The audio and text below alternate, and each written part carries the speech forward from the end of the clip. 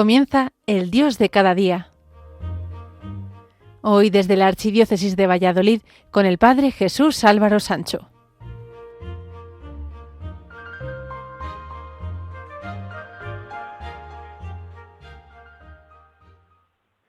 Queridos amigos de Radio María, hoy celebramos el Día de la Virgen María Inmaculada de la Medalla Milagrosa. Tiene una historia muy interesante, como lo es también su devoción a nivel internacional.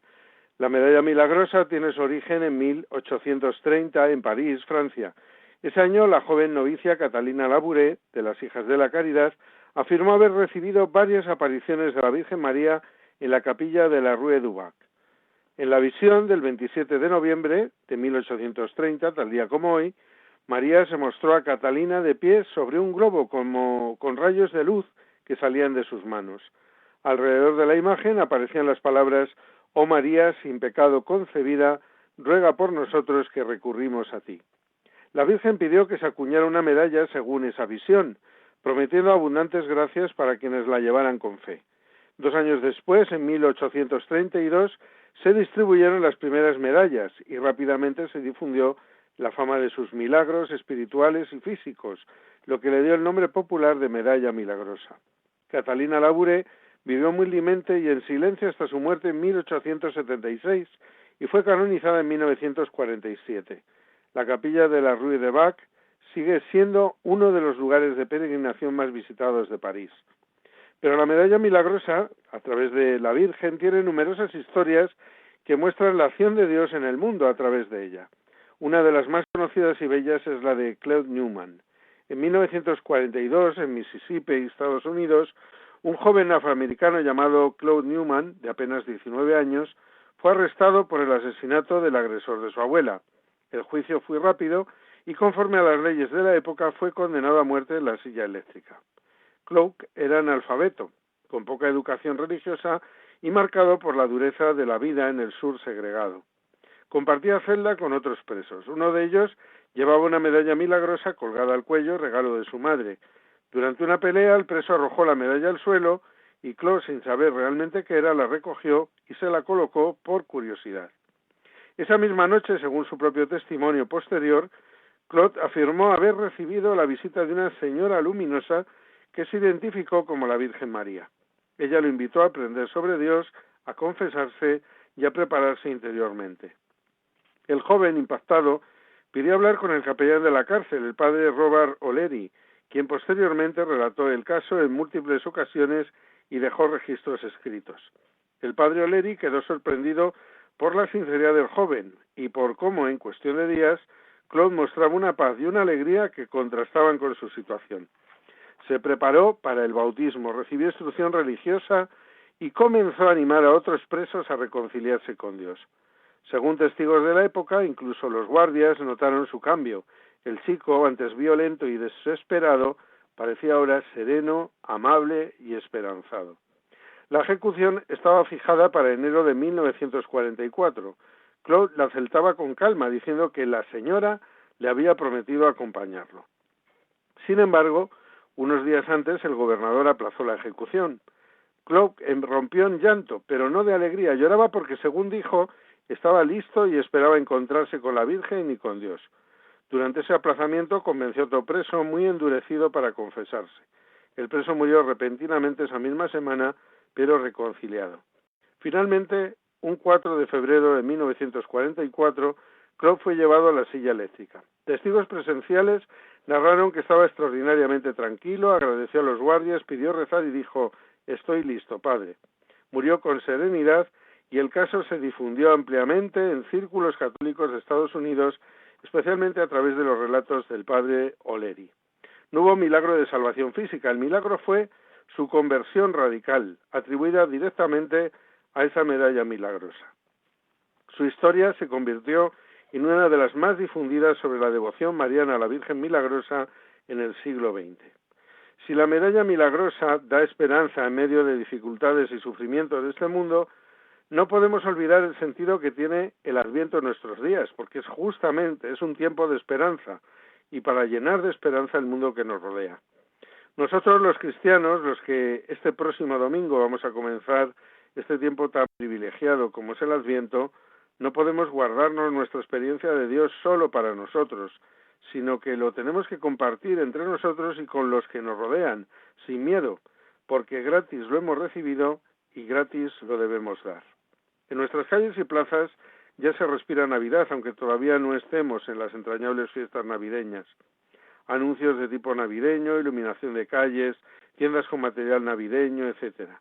La sociedad de consumo nos adelanta en celebrar los acontecimientos, pero aún no estamos en Navidad, sino que vamos a prepararnos para ello. Hay símbolos que nos pueden ayudar a vivir más intensamente este tiempo de Adviento.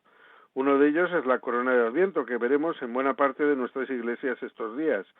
No se trata de algo estético, sino de un símbolo que nos ayuda a vivir y rezar en este tiempo de Adviento como preparación a la Navidad. La corona de Adviento encuentra su origen en las costumbres precristianas de los germanos, en la actual Alemania. Durante el frío y oscuro diciembre, recogían ramas verdes y encendían fuegos como señal de esperanza para la venida de la primavera. Pero la corona de Adviento, tal y como la utilizamos los cristianos, no representa un paso pagano, sino al contrario, es un ejemplo de la cristianización de la cultura. Lo viejo, las tradiciones antiguas, ahora toman un nuevo y pleno sentido en Cristo. La luz que encendemos en la corona de Adviento nos recuerda a Cristo que vence la oscuridad. Nosotros, unidos a Jesús, también somos luz en el mundo. En el siglo XVI, católicos y protestantes alemanes utilizaban este símbolo para celebrar el Adviento. Aquellas costumbres primitivas contenían una semilla de verdad que ahora podía expresar la verdad suprema. Jesús es la luz que ha venido, que está con nosotros y que vendrá con gloria. Las velas anticipan la venida de la luz en la Navidad, que es Jesucristo. La corona de Adviento se hace con follaje verde sobre el que se colocan 4 velas. El primer domingo de Adviento encendemos la primera vela y cada domingo de Adviento encendemos una vela más hasta llegar al día de Navidad. Mientras se encienden las velas, se hace una oración utilizando algún pasaje de la Biblia y se entonan cantos. Esto lo hacemos en las misas de Adviento y también es recomendable hacerlo en casa, por ejemplo, antes o después de la cena. Si no hay velas de los diferentes colores, aún se puede hacer la corona, ya que lo más importante es el significado, la luz que aumenta con la proximidad del nacimiento de Jesús, quien es la luz del mundo. La corona se puede llevar a la iglesia para ser bendecida por el sacerdote. Esta corona de Adviento encierra varios simbolismos. Por una parte, la forma circular. El círculo no tiene principio ni fin. Es señal del amor de Dios, que es eterno, sin principio y sin fin, y también de nuestro amor a Dios y al prójimo, que nunca debe de terminar. Las ramas verdes, pues quiere decir que el verde es el color de la esperanza y de la vida. Y las 4 velas nos hacen pensar en la oscuridad provocada por el pecado que ciega al hombre y lo aleja de Dios. Cuando queremos celebrar una gran fiesta, lo tenemos que tener todo preparado de antemano, para que todo resulte tal y como lo hemos planificado. Y los cristianos debemos de prepararnos interiormente para que la luz de nuestras calles no nos deslumbre, sino que solo nos dejemos deslumbrar por la luz de Jesús, que llena de luz nuestro interior.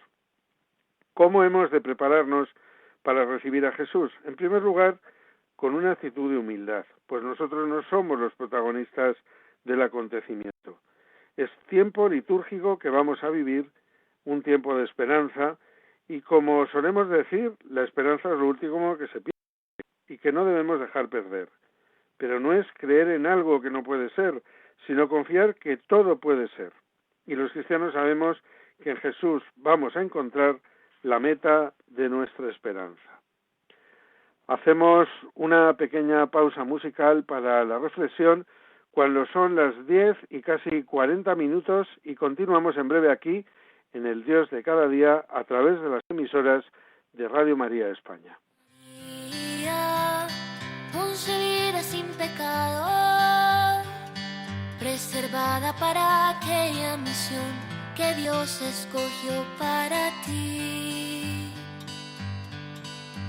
María, siempre fiel al llamado, y sin medir la prueba, el dolor o la pena, dijiste que sí. Y entre tantos senderos y valles no sé qué elegir. Por eso yo quiero, María, tu ejemplo seguir. María, humilde de corazón, con tu voz se disipa el temor. En tus brazos no hay dudas ni angustias, solo hay amor. María, estrella de la mañana, arca de la alianza, madre de la esperanza, llévame a Dios. María, siempre virgen y madre, traspasada por la espada de aquel sufrimiento al verlo morir. María, reina asunta a los cielos, que con tanto anhelo, un manto y un beso, esperas por mí. Y entre tantos senderos y valles no sé qué elegir. Por eso yo quiero, María, tu ejemplo seguir. María, humilde de corazón, con tu voz se disipa el temor. En tus brazos no hay dudas ni angustias, solo hay amor. María, estrella de la mañana, arca de la alianza, madre de la esperanza, llévame a Dios. Llena de gracia, digna de honor, salud del enfermo, refugio del pecador, mujer admirable. De tu vientre nació el Salvador. Continuamos en el programa El Dios de cada día a través de las emisoras de Radio María España. Hoy estamos hablando de este tiempo litúrgico que vamos a comenzar el próximo domingo, que es el tiempo de Adviento.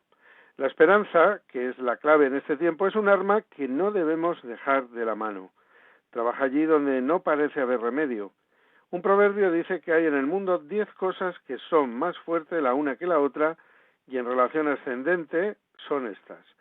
Lo más fuerte serían las montañas, pero el hierro es más fuerte porque deshace las montañas. El fuego es más fuerte porque funde el hierro. El agua vence al fuego porque lo apaga. Las nubes desafían al agua porque se apoderan de ella. El viento se ríe de las nubes porque las disipa. El hombre camina contra el viento y lo vence. El viento aturde al hombre a pesar de su inteligencia. El sueño es más fuerte que el viento, pero la tristeza ahuyenta el sueño e impide conciliarlo. Mas la esperanza en Dios vence la tristeza y por eso es más fuerte que todo. Si nos falta la confianza, si nos falta la esperanza, podemos incluso no ver delante nuestro todo lo bueno que estamos buscando. Así nos pasa con Dios, pues cada día está haciendo milagros en nuestra vida y a nuestro alrededor. Y por la costumbre de que ya lo hemos disfrutado antes, no le damos importancia. Tenemos que ver con los ojos de la fe todo lo que Dios está haciendo delante nuestro, para que viendo, creamos. Para vivir la virtud de la esperanza hay que darse por completo, buscar siempre, hacer el bien, mostrar a los demás que merece la pena vivir, no dar tregua al pesimismo y confiar en Dios siempre. Darnos cuenta que sin Él nada podemos, pero con Él, con Dios, lo podemos todo. Encontrar el sentido a nuestra vida es haber hallado la esperanza y conocido al que es fuente y esperanza, que no es otro que Dios. Dando, recibimos, y somos consolados cuando buscamos consolar, decía San Francisco de Asís. Vivir bien y dar vida es lo mejor que podemos hacer para no estar muertos en vida. Lo que creemos en Dios, tenemos que esperarlo todo en Él. Nada podemos hacer sin Dios, y ahora en este tiempo de espera y esperanza, como es el Adviento que vamos a comenzar, nuestra espera del Señor nos tiene que ayudar para esperar lo que ansiamos encontrar, la vida eterna, la santidad. Hay una leyenda que expresa muy bien nuestra gran esperanza. Se había extraviado un caballero yendo de caza por el bosque, mientras caminaba al azar, siempre atento a la posible voz de un compañero. Oyó en lo más oscuro de la selva un canto de admirable suavidad. Lleno de asombro, dirigió sus pasos hacia el punto donde venía la voz, y aquí se produjo la gran sorpresa. Cantaba un pobre leproso con su pobre carne roída por el mal, por la enfermedad. Y éste le dijo: ¿es posible que cantes con alegría hallándote en estado tan lastimoso? Y respondió el enfermo de lepra: ¿acaso no tengo motivos suficientes para alegrarme y cantar? ¿No ves cómo la única pared que me separa de Dios, este mísero cuerpo, va desmoronándose poco a poco y que mi espíritu aguarda con esperanza el momento de volar libre hasta Dios? Esta es la causa de mi alegría y el motivo de mis cantos. Es Dios quien viene a nosotros, quien nos busca incansablemente. Solo hace falta dejarse encontrar por Él, y la mayor parte de las veces lo hace sin darnos cuenta. Pasan los años, los días, y siempre tendremos una ocasión para dejarnos encontrar por Dios, incluso en donde parece que no está. Las personas podemos cambiar para bien o para mal. Depende de la orientación que demos a nuestra vida. Por eso el Adviento nos puede ayudar a recibir al Señor entre nosotros de una manera especial. No tenemos todo ganado, sino que cada día tenemos que seguir venciendo batallas. Y no batallas que ganamos nosotros, sino el Señor por nosotros. No vivimos de apariencia, sino de quién somos. Y no nos conocemos bien ni nosotros mismos, ni lo que somos, ni nuestras posibilidades.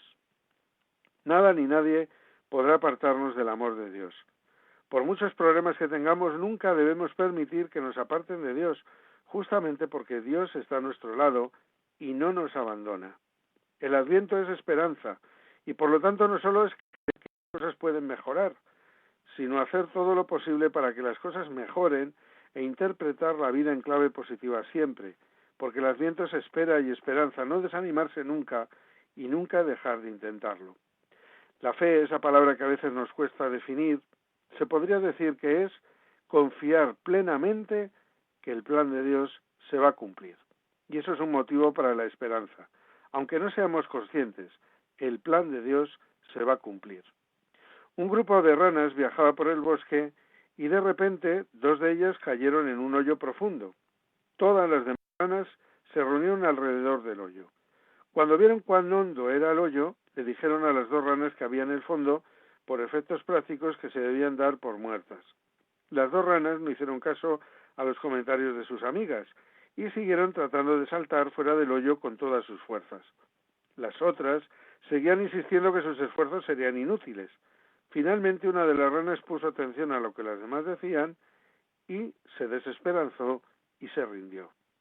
Ella se desplomó y murió. Sin embargo, la otra rana continuó saltando tan fuerte como le era posible. Una vez más, la multitud de ranas le gritaba y le hacían señas para que dejara de sufrir y que simplemente se dispusiera a morir, ya que no tenía caso seguir luchando. Pero la rana saltaba cada vez con más fuerza hasta que finalmente logró salir del hoyo milagrosamente.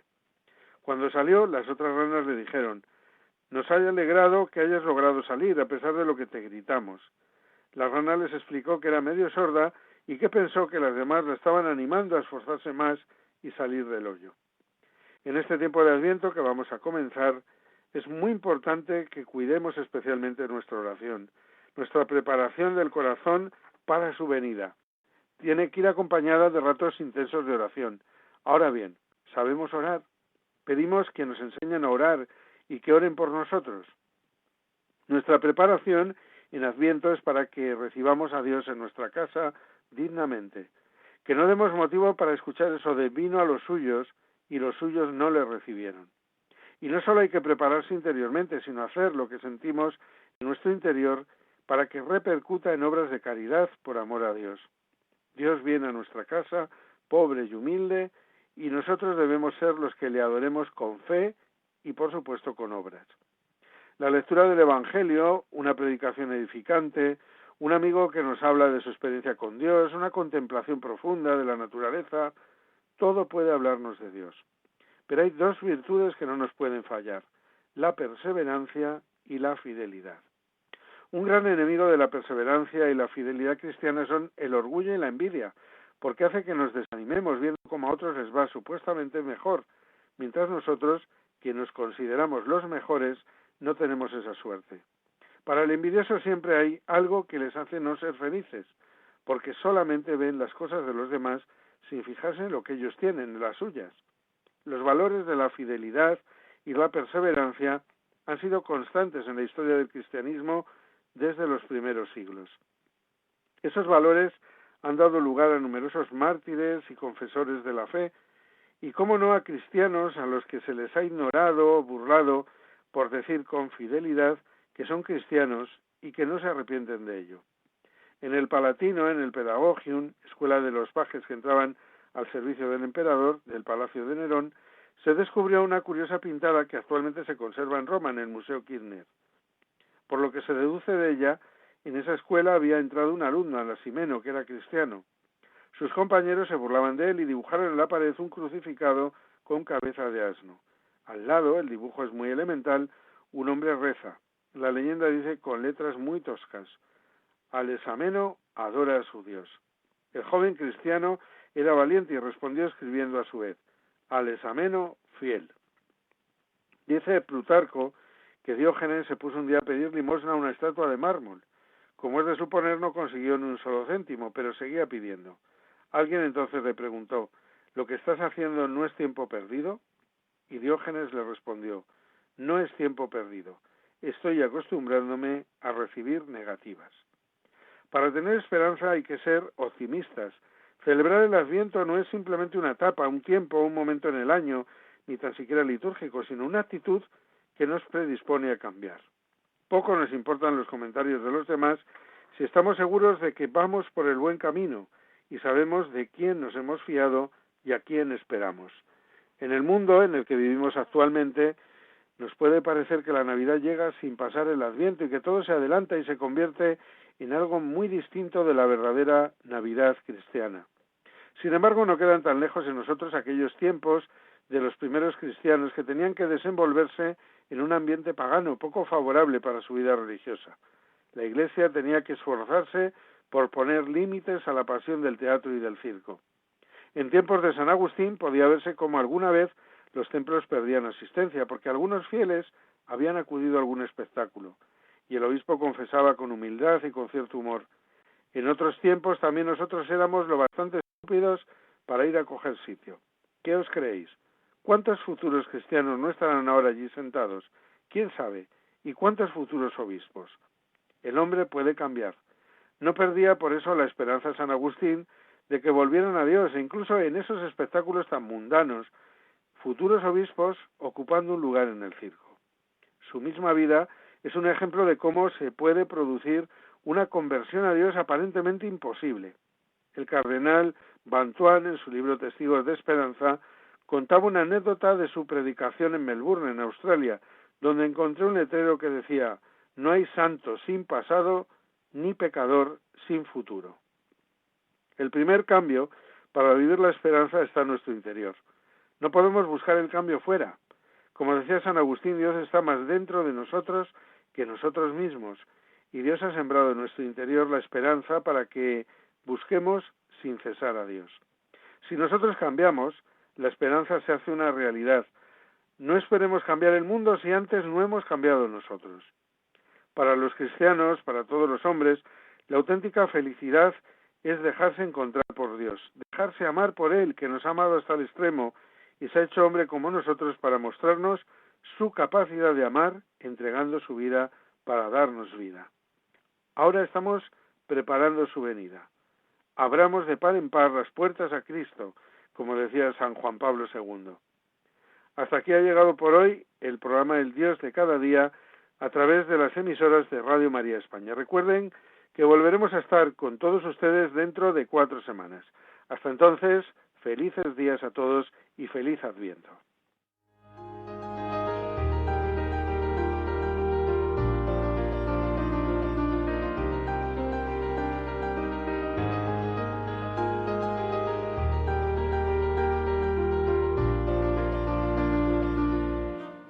Finaliza en Radio María, El Dios de cada día.